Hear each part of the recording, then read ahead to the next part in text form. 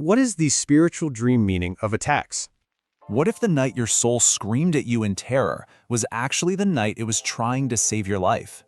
19. That's how old Joan of Arc was when she was burned alive at the stake, condemned, executed.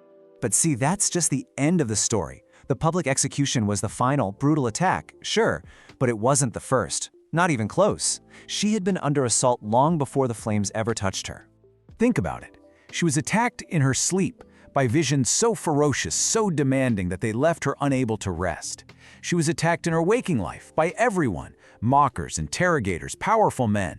And, maybe worst of all, she was attacked by the very church she was trying to serve. But here's the thing you have to understand.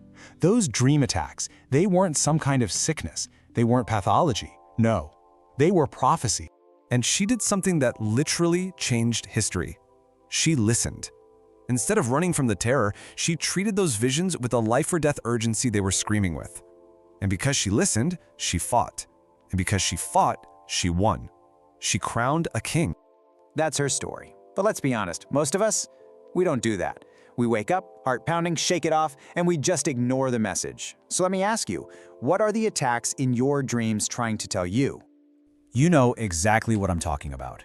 The chase. The feeling of suffocating. Being pinned down by something you can't see. You wake up gasping for air, and then you just dismiss it. You go silent. But that silence, that refusal to listen, it might be costing you everything. So let's be really clear what a dream attack actually is. It is never random. It's your psyche's most urgent distress signal. It's a flare in the dark. It is a full-blown dramatization of a truth that your conscious mind is absolutely refusing to see.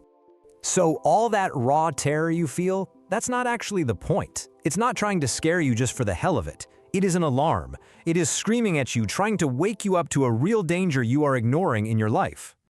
Okay, look at it this way. There are 3 layers. First, on a cognitive level, the terror is real data. Your brain has picked up on a genuine threat. Second, relationally, the dream is a mirror. It's showing you exactly where you feel wounded and powerless in the real world. And third, spiritually, this is a threshold. It's a demand that you evolve right now and find a strength you didn't know you had. Which means you're at a crossroads. You really are. You can ignore the call, push it down, and just watch as the nightmares get worse. Because the dream isn't the real threat. The real danger is whatever you're refusing to face in the daylight. Or you can answer the call. You can turn around, confront whatever is chasing you, and step into the power and awareness you're being offered. Joan of Arc heard her call. She answered. The real question is, are you answering yours? Because you have to remember this. Your soul is not attacking you. It is fighting for you.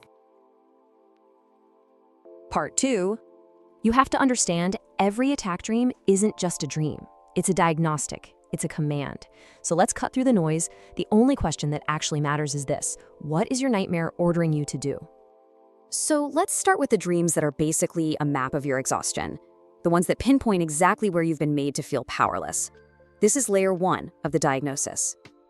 Okay, the difference here, it's absolutely critical. Being chased means you are actively avoiding something real. You're on the run and you are getting exhausted. But being paralyzed, that's totally different. That's passive. It means you have allowed some oppressive force, a job, a relationship, a bad belief, to pin you to the ground. So if you're the one being chased, listen up.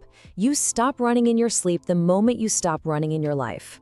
Tonight, I want you to name your pursuer. Write it down, just one sentence. Then you have 72 hours. That's it. Make a plan to turn around and face it. That's your assignment. And if you're paralyzed, well, your psyche is screaming at you about being powerless. So your assignment is to pinpoint exactly where you've given your power away. Name it. Then take one, just one, single action to start reclaiming that agency. The paralysis in your dream ends when the passivity in your life ends. Period. All right, next phase. We investigate. We unmask the attacker. Because who is coming after you is the master key to understanding if this threat is coming from the outside or from somewhere deep inside yourself. So if you recognize the face of your attacker, your subconscious is waving a giant red flag. It's flagging unresolved toxic energy in that real-world relationship.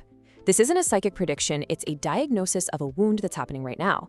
But if the figure is faceless, well, that's you. That is your own power, your own shadow that you've rejected, and it is demanding to be seen. If you know the person, your mission is direct. You have to have the conversation you've been putting off. Now, if it's not safe to do that, then you write it all down, get that poison out of your system, and then you enforce a new, hard boundary to protect your energy. If the attacker is a shadow, the work isn't about war, it's about integration. I want you to think of a quality that you just can't stand in other people. That feeling of judgment, it's a map. It's pointing directly to a part of yourself you've disowned. Your job is to start understanding that quality, not to act it out, but to own it. Now we're going to get way more specific. We're going to the internal battlefield. This is about how you're being attacked, because the weapon always reveals the nature of the wound. Being stabbed or shot in a dream is never random. That kind of targeted violence points to a specific targeted wound in your life. Think about a betrayal, a brutal criticism, words that literally hit you like a weapon. Your dream is showing you exactly where you were hit. So how do you heal this? You perform a kind of psychic surgery. First, you write down the exact words that wounded you. Then, right below it, you write the powerful, assertive response you wish you'd given in that moment. You're not going to send it. This is for you. It's about discharging that stored pain and taking your voice back. What if an animal attacks you? Its nature is the message. A dog is about a betrayal of loyalty. A snake points to a poisonous influence you've been trying to ignore. A wolf, that's a predator in your circle. And a bear? A bear is about a massive violation of your personal territory. So your assignment here is simple, and it's ruthless. Go research the spiritual symbolism of that specific animal. Then take a hard look at your life and identify the person or the situation that embodies that exact energy. Trust me, the dream has already given you the answer. Okay, listen up. This is the turning point. We are now moving from diagnosis to mobilization. These next dreams aren't just showing you the problem anymore. They are a sign that you are finally ready to fight. If you dream you're watching someone else get attacked, you are not a passive bystander. You are a witness, and a witness has a duty. This dream is showing you your own guilt about someone in your life who's hurting while you do nothing. This is a spiritual summons to act. Your dream just gave you a direct order.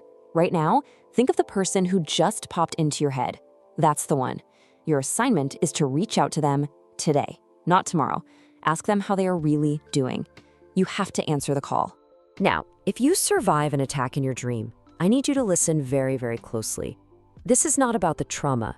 This is a power dream disguised as a trauma dream. The fact that you survived is the entire message.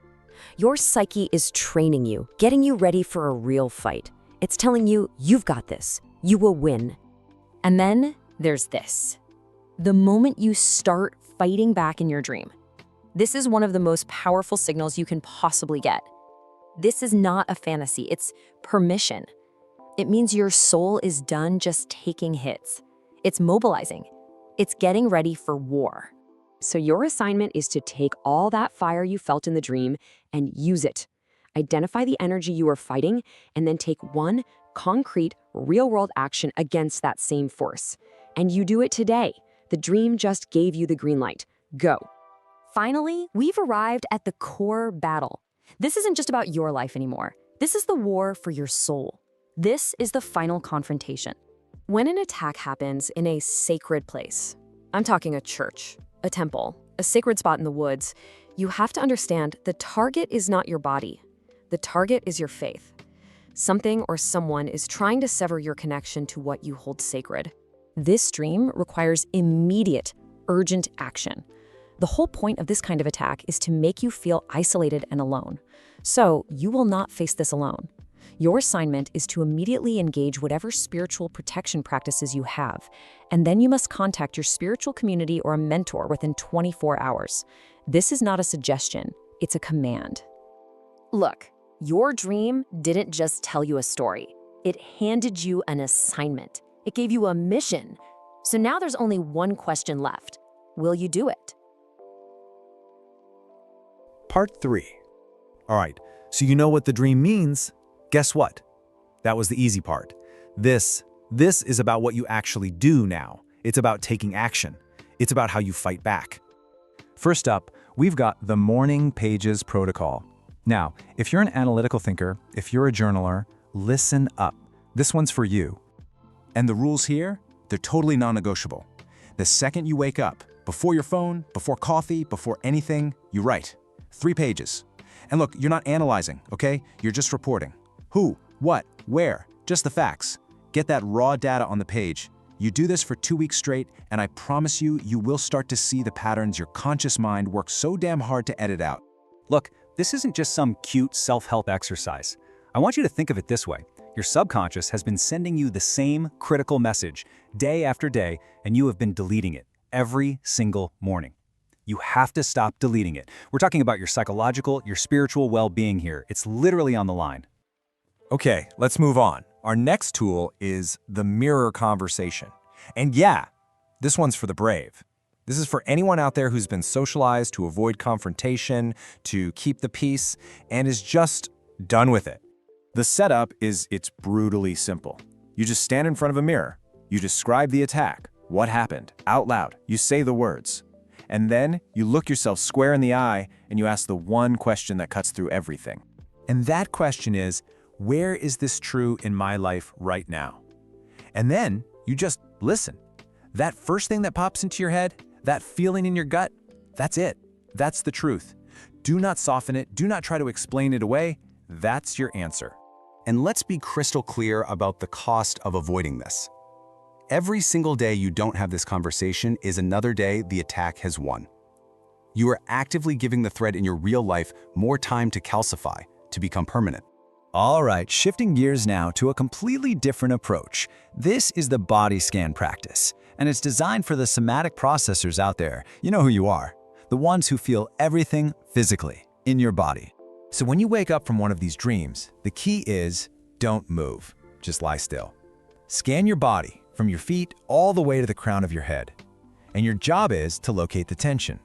Notice where you're bracing, where you're holding, maybe where you even feel numb. That's it. That's where the unprocessed energy is stuck. Then you just breathe into it. A slow inhale and an even longer exhale for 5 straight minutes. You're helping your body discharge what the dream couldn't finish processing. And please know, this is not a metaphor. This is a physiological map. Your hips, they store fear and violations of relational safety. Your chest holds on to grief and the pain of abandonment. Your throat, that's where silenced truths get stuck. And your stomach, that's anxiety and unresolved conflict. Your body is literally telling you exactly where the problem is. So make no mistake, this practice is not a luxury. The stress has real, measurable impacts. We're talking about cortisol dysregulation, immune suppression, the whole 9 yards. This is essential maintenance for your physical survival. Okay, tool number 4, the relationship audit. This one is specifically for the people pleaser who is finally starting to wake up and see the incredibly high cost of just keeping the peace. What we're doing here is creating undeniable black and white proof. So you take the name of the person from your dream and you write it on a blank page. Then you document the evidence. You list every single interaction in the last 90 days that diminished you, that made you feel small. This forces you to face the full picture, to stop minimizing, and to see the pattern that your waking mind has been trying to ignore.